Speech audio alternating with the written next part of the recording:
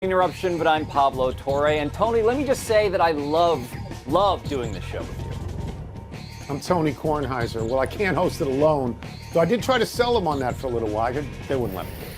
Yeah, how'd that conversation go? You're going to have like a mirror image version of yourself? Would you turn to your left or your right to argue with yourself, or how would that work?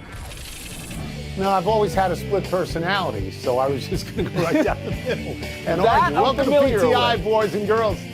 Wilbon's off getting comped by all the places he plugs, so I am joined by our great friend, the host of the ESPN Daily Podcast, my grandson, Mr. Pablo Torre.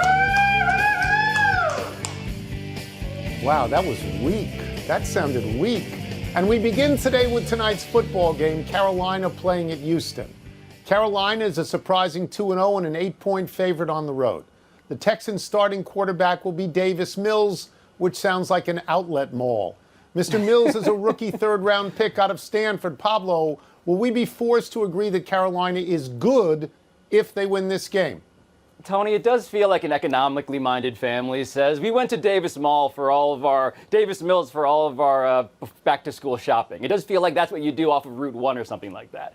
But the reason why the Texans are now turning to a stationary rookie quarterback named Davis Mills is because they are desperate. They are as desperate as an NFL team could be when it comes to quarterbacks that I can remember. And so does Davis Mills, who does not move around, who is facing a Panthers defensive line that has 10 sacks in 2 games, that guy's missing Nico Collins. He has basically one receiver in Brandon Cooks. No, I don't think we can say that the Panthers are good if they beat Davis Mills. Can I give you one amazing little and probably random factoid?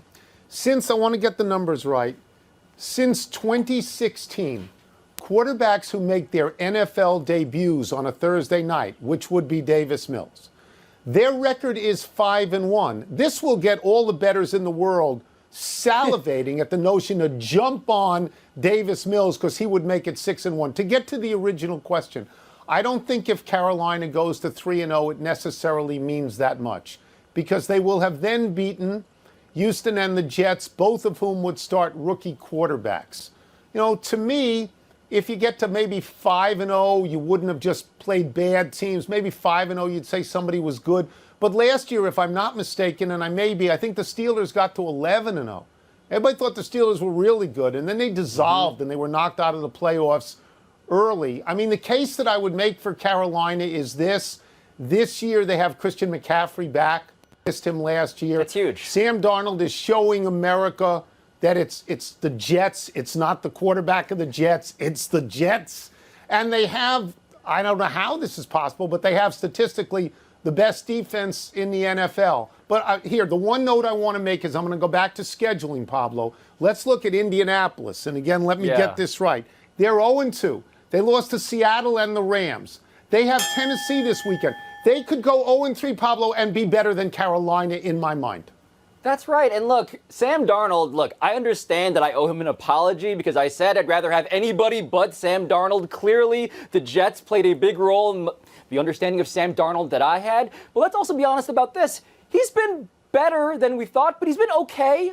You know, he's not been a revelation. The idea that Sam Darnold is doing better than we thought is, again, someone leaping over a very low bar, which is what we're asking of the Panthers again tonight. But, Tony, Warriors training camp, to switch to the NBA now, it begins next week, and there are some serious questions there about the status of Andrew Wiggins, because the Golden State swingman averaged 19-5 last season, but he's reportedly not been vaccinated. And the city of San Francisco, of course, requires proof of vaccination to attend large indoor events. So Wiggins could be prevented from playing home games. So where does this leave Wiggins and the Warriors, Tony? So there are 41 home games.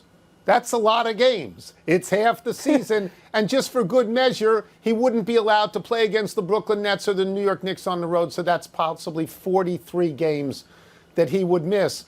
They're not saying you have to be vaccinated in San Francisco or New York City. They're saying you have to be if you want to go in this gym.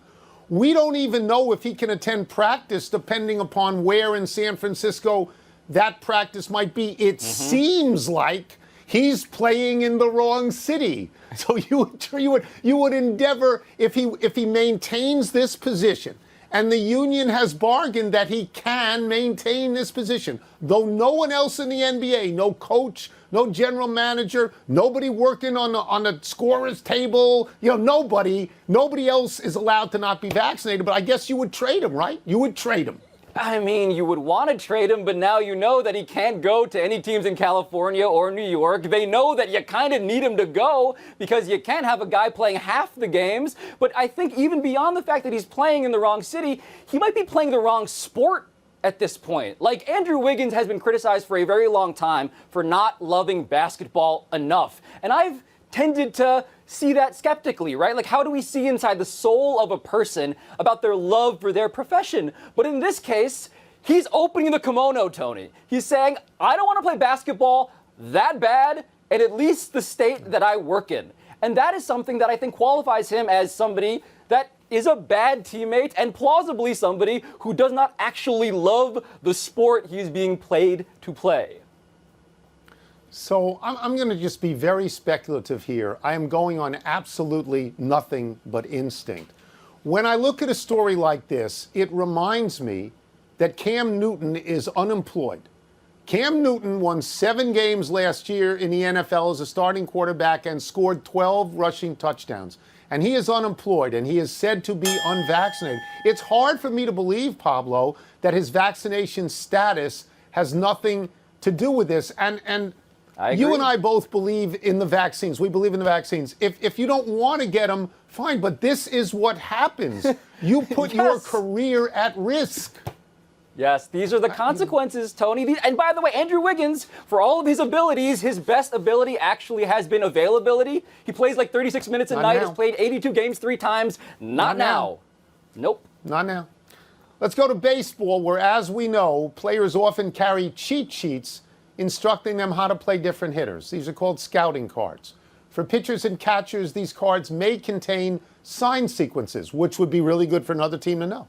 On Monday, Tampa's Kevin Kiermaier was thrown out at home. And on his way back to the Tampa dugout, he carried with him one of those cards that belonged to the Toronto catcher and got loose on the play. Kiermaier later claimed he didn't know what it was, but he handed it to a Tampa coach. On Tuesday, the next day, both managers said no big deal. The Toronto manager actually called it, and I'm quoting here, agua under the bridge, unquote. On Wednesday, it wasn't agua. It was Kiermaier being hit in the back. Pablo, did he deserve it? Yeah, he did, Tony. And it turns out where there is agua, there is also fuego, apparently. Because this story should be infuriating for everybody who listened to a guy in Kevin Kiermaier claim that he thought maybe that card was his. Like, he should be plunked on the basis of that egregious lie. I watched that video. I got to about 3 Mississippi on him staring at the card. So the mere fact that he's trying to tell us, actually, maybe it was mine, I didn't know, that tells me he knew what he was doing alone. This is a great story. This is a great story about revenge, delayed, and served cold. This is a great story about the unwritten rules of baseball, which we now know are written in blood. Kevin Kiermaier is Exhibit A for somebody who is lying. He knew exactly what that was. He knew exactly what he was doing with it. And by the way, this is also a great story for the NFL and taunting, because that's what this is. This is taunting of the other team. And look what it leads to. It leads to retaliation down the road. I don't ever believe that someone deserves to be hit. But in this case, I'll turn the other way, and I'll tell you it's okay. They waited till late in the game. Kevin Kiermaier is lucky they didn't hit 4 other guys before they got to him, because what he did was agent provocateur. Yes, Tony, and look, the pitcher on the Blue Jays who hit him, he then claimed that he didn't mean to hit him, and all I want to say is, please, why don't we just write down in the unwritten rules that if you're doing one of these things, you gotta cop to it? Like, why isn't some sort of ownership here part of it? We know, as you say, baseball, more than any other sport, is ruled by a medieval system of justice. There must be a pound of flesh taken and a pound of flesh given. That's right. Just own up to it. We know what's happening. Stop thinking that we're stupid. So down the road, if Kevin Cash wants to wait until next year to hit somebody in Toronto? This is the same manager who said a year ago, I got a stable full of guys throwing 98 if you want to go down that road. He's got one less guy because he yanked Blake Snell and Blake Snell left, but he's still got a bunch of guys. Let's take a break. Coming up, the Bucks are slight favorites to beat the Rams in Los Angeles on Sunday, but should they be? And the Yankees moved ahead of the Blue Jays last night, but will they stay there? You're a Yankee fan, right? You're not a Mets fan. You're a Yankee fan, am I right? No, I was an altar server. The priest I served for was the chaplain of the Yankees. Derek Jeter signed an autograph. He said to Pablo Torre, and that was disappointing because I have the last name of his manager, and he misspelled it, Tony. Not that I've, remembered that. Pardon the Interruption is brought to you.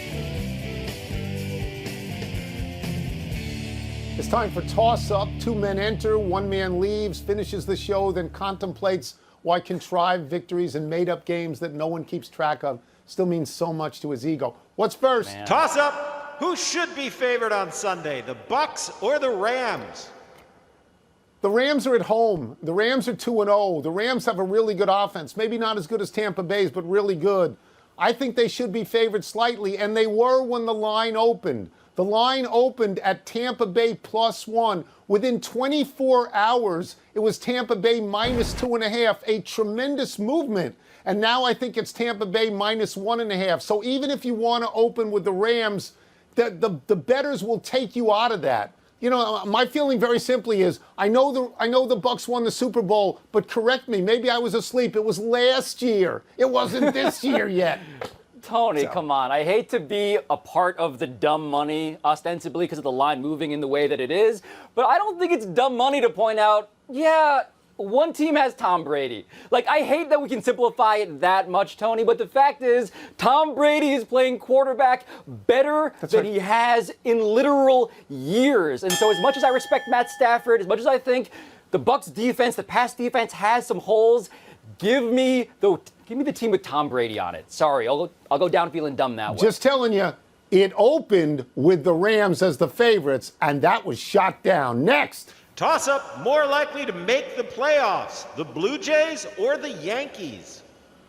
Don't want to hurt your feelings, Mr. Yankee fan. I think it's probably the Blue Jays. They sit a half game behind the Yankees now, but the Yankees go 3 games at Boston. So Toronto sits there for the Yankees to drop, and they can catch them and throw them away. The upcoming schedules really favor Toronto. The Yankees have 3 at Boston, 3 at Toronto, and 3 with Tampa. Maybe they'll lay down by then, but those are all winning teams.